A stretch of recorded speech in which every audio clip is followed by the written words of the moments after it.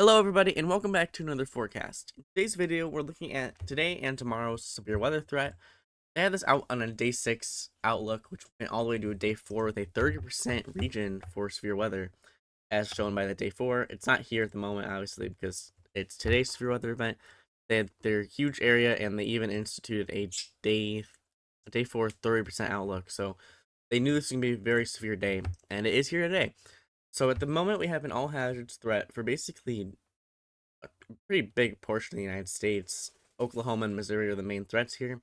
They have a 10% hatched region for this area in the yellow, and honestly a very widespread 2% and 5% for the rest of it. 30% wind damage, but mainly this is gonna be hail and tornadoes. So it's weird to see them come together because often tornadoes and hail are separate. However, in this case, we are going to see very strong supercells that could initially have very strong hail and then maybe pose a greater tornado threat as the day goes on, especially if they're more discrete. I believe this event is already starting to fire as well because it's kind of a morning into afternoon and basically an all-day event. Definitely not an April Fool's joke considering it is April Fool's Day. Again, though, I think the main threat with this is going to be the hail. This is a huge hatch region. That's over 2-inch diameter. That's what it means. Hatch area is the 10% greater or greater probability of 2-inch diameter hail. That's pretty big probability, especially over such a widespread region. So we could definitely see a very big hail event today. If you look at our surface map here, we'll go to the CONUS, contiguous United States here. And you can see our surface low right here in the center. Good color for it right here in the center.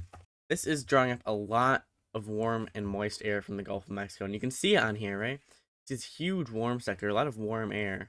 Essentially, this leaves a really big area for possible storms to fire today. Although the main threats are going to be where it's closest to the surface low, which is going to be in this vicinity, right? You can see where the surface low is. Closest to the boundaries, that's where you get most of your vorticity, and that kind of fits a lot with our risk over here, right? You can kind of see our shape very similar. Looking at the 500 millibar map, we see something a little bit different here. You can see basically is a very positively tilted trough here, right? Usually our troughs that we see with our low pressure here, usually our troughs, we want to see them more tilted in this way. They're low pressure like this, and that leaves us with better defluence and kind of like that. That's usually what we want to see. However, with our system, we have this huge, very deep digging trough on this side. But we do have a bit of a short wave that's gonna be our main method of forcing. Continuing on to the day, you can kind of see here, even at the 21Z run or 21Z bit for the 12Z run, see it's a little closed contour. Oftentimes you can kind of see the little bit of rotation in here. That's kind of where our trough is truly centered. 500 millibar map does not show short waves very well, so we're looking at the 700 millibar level now, and you can see it a little bit better. I'll zoom in here as well for better viewing. Go to this one here. See all of our wind barbs, and you can see just a little bit semblance of stronger flow in this region, right? We have, I believe, 60s knots, about 60 knots flow around in this little region right here. You can definitely see it again. The brighter colors just where you have a stronger flow, and that's basically right over the regions. See, here's Mississippi. Sorry, not Mississippi, Missouri. Excuse me, Kansas and Oklahoma down in here. Not the greatest drawings, but you can understand the point. And they're right over our risk area. If you look at the surface map, you can see it very well fits in with the surface low. 700 millibar map just has stronger flow in this whole region. If day continues, we'll see even more stronger flow. Again, more in our risk area at this point. Is at 19Z, which is, I believe, about 2 p.m. Central Time. And we can fit with our surface low, again, right in that open warm sector, right where we want to see it. And our 50 millibar map, once again, stronger flow. You can see much better that where that shortwave really is right here. So this is more of a surface low, but it does dig up a little higher up in the atmosphere. So a lot of forcing to be had with this event. With our dew points, they're very good. You can see that huge warm sector here.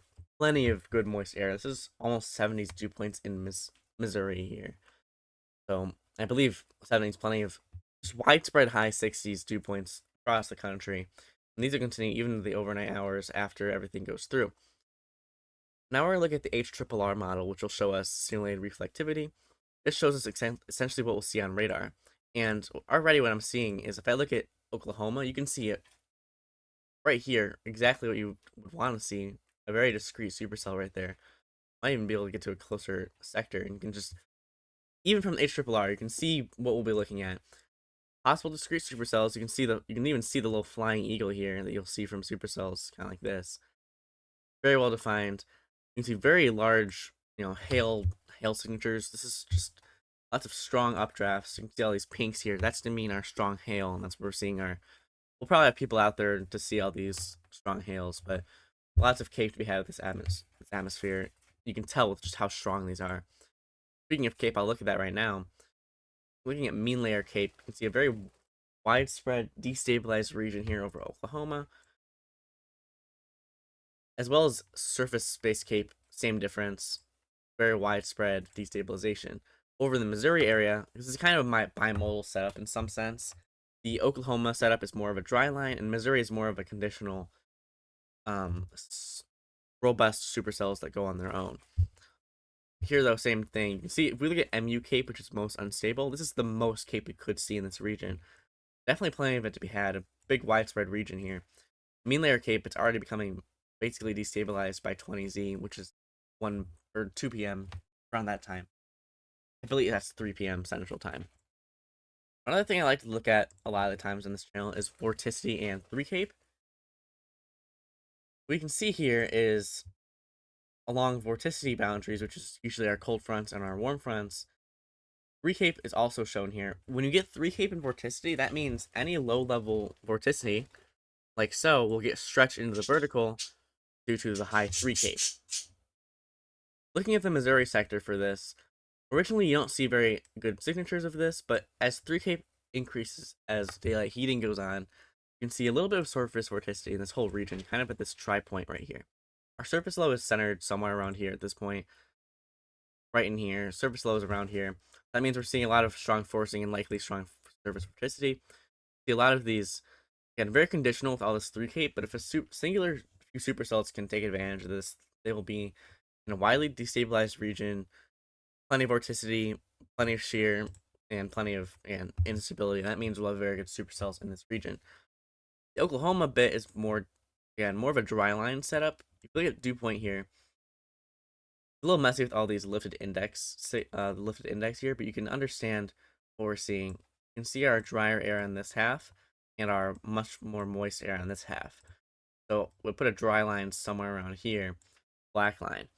And if we look at the surface map, we can see that a lot of these winds are kind of going right into this dry line. And even if we get rid of this, you can see kind of a convergence band in some sense. What we're seeing is mass convergence over this whole region. That means supercells will form off of this convergence band, convergence boundary, whatever it is. It could be a dew point, it could be it could be a dry line, it could be a convergence boundary, either one. But mean layer cape, this shows also a storm motion right here. Storm motion in knots. And you can see our boundary is right about here. You can see these are going to move off mostly perpendicular. They'll be fairly discrete for a while as well. And don't forget that supercells in their earliest stages, they like to go into a left mover and a right mover. So if our main, our main method of movement for these early supercells is like this, our right movers will be very discrete. We might have a more of a banded in the north, right? So we could have messier storm mode as the left movers combine. We could have a few discrete supercells moving here in Oklahoma. I believe that's the greatest threat for tornadoes. I don't like to look at significant STP too often, significant tornado parameter. You can definitely see here a large swath of STP basically right here. So into the overnight hours, right where I was talking about in the south mode. Well, I will admit it's somewhat showing up here in Missouri as well. More of a conditional threat here, but it is there nonetheless. Simulated reflectivity should show something similar. Few little discrete cells kind of down here. More of a messy mode in the north. You can see here. More of a line segment up here, but we kind of have a few little semblances of maybe a few discrete cells up here, or in the south part. So definitely interesting to see. Possibly another method of storms in the south with Texas dryland convergence, but likely not as severe in that region. And you can see that though, it is shown on the SBC's forecast. This moves into the overnight hours. and it's more messy, but definitely large hail possible in the overnight hours. Again, this is also showed by SBC's outlook right here. Significant hail for this whole region, definitely into the overnight hours. That's a lot of this can be seen. Our next day is going to see another 10% enhanced risk, all hazards at play. Less hail though in this case, more of the wind damage, because what this whole event is going to turn into is likely some semblance of a huge line of storms. This isn't going to be more in the south, although you can see it's also taking its toll. See this line, and likely in the north half, which likely has more cape, we could see more significant weather. It's hard to get the sector right because of the fact that Kentucky and Tennessee and all this isn't really, there's not a good sector in our viewer. You can see definitely stronger cape closer up here in Indiana, which I'm curious to look at right now because the SVC doesn't really have anything out for that Ohio and Indiana threat. Although to be fair, we are only looking at the HRRR at the moment. Free cape is also much stronger up here, so we could see more of a threat in the north than the SVC is currently putting out. And it's possible this threat that they've currently issued to actually be moved more up in this region. So we'll see as this goes on in the future. But for now, I'm just looking at it how I'm looking at it. Look at the RAP model as well, which should fit in with HRRR. They're partnered models. So again, stronger instability in the north. So definitely interesting to look at there. I'll look at what we're mainly looking at in our risk area, which is in the southern region. Real quick, I'll look at the HRRR for reflectivity. You can see that overnight system, possible wind damage right here. You can see this fairly good bow echo being defined by the HRRR. So you could see something there. Maybe a few little hailers there as well, but nothing super well defined in the HRRR. Again, what I'm seeing though is this band right here, starting somewhere in Illinois. Interested in that because the SBC has not put anything out for that. So I'll be watching that as we get closer to the event, but these could be supercellular. Look at the RAP model. Look at a sounding off of these. I actually didn't get any soundings off the past supercells, but they are severe, and I do trust SBC's outlooks with it. You can see right here, I'm gonna take a sounding where we saw our line of storms, and probably right around this vicinity. So we'll take it right here. I understand what we're looking at, and I'll also take one here from Tennessee and Kentucky, just to understand what they're looking at as well. This here is our sounding from Indiana. You can see destabilized environment, 74 joules per kilogram of 3 cape. That is the one. But you can see here, yeah, 74 joules per kilogram of 3 cape, about 1500 more or less of regular cape, and again, just no stability in the atmosphere, completely uncapped. These parcels will be free to rise.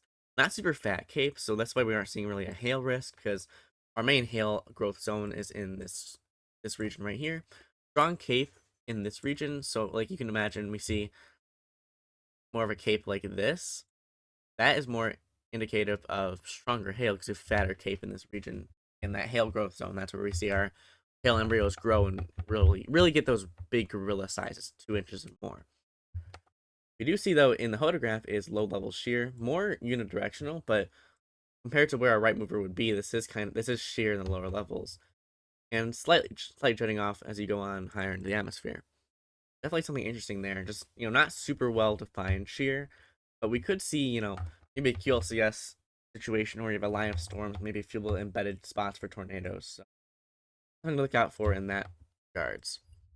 We look at the Kentucky region. Much of the same, honestly, which is about the same amount of 3 cape and the same amount of normal cape. And very widespread cape again, not very big, but enough cape to sustain a QLCS and line of storms. Different scenario in this case though, with more backing in the mid levels, and a little bit more shear in the lower levels, albeit not much. Same thing here though. Supercells could be forming in either scenario here, and again, plenty of moisture being impacted in this whole region. Overnight hours, again, plenty of moisture in this whole region. Plenty Z on Tuesday. That's 3 p.m. Central Time. Definitely see something interesting on Tuesday. Again, very strong surface load, 992 millibars as well. So I don't 100% trust this forecast just because of what I'm seeing based on the HRRR and the RAP model. So again, something to look out for this whole day. Last thing I look at is surface vorticity, and we're seeing it again. Strong 3 cape in this region, coupled with strong surface vorticity in the more southern mode. I think there could definitely be a line of supercells over this region. We could see yet another Ohio and Indiana based severe weather event. We've been seeing a lot of those this year, so again, just something to be looking out for. We might be able to see more of the huge line here, kind of our big cold front. I'll draw different colors so you can see it better. Big cold front right in here. You can see there is plenty enough 3 cape right in this boundary and surface vorticity, so I think that's where a tornado threat is coming from. Again, it's not very well defined in the SPC's outlook, so I am curious to see how this will continue. Also, for my own gain, don't trust everything I say like this. Again, I'm still learning weather, and it's just my own look at it. But looking at what I'm seeing in the SPC's forecast, I don't know how accurate it's really going to be. So that's our main modes for that event. Nothing really the next day, probably just the leftovers of that event, but shouldn't see much else. We have the only other thing we're seeing is in the future we might be seeing another strong deep digging trough coming in. This is for later this weekend, and on Sunday we're seeing this very negatively tilted trough off the ensemble GFS. Then on the next Monday and Tuesday, yet another trough projection into the southern states. So the only other things that could be coming later this week. With that, thank you for watching. That's about it for this forecast. Again, I'm very curious about Tuesday's threat, just because it doesn't look as well defined. Monday's is very well, very well shown by basically everything here. So I definitely trust SPC's forecast with this one, but the day 2 outlook I'm a little curious about. So we'll see how that plays out. I could be completely wrong too. I'm not a well-versed meteorologist at this point in time. So thank you for being here for my improvement as a meteorologist, and thank you for watching this video. I'll see you next time.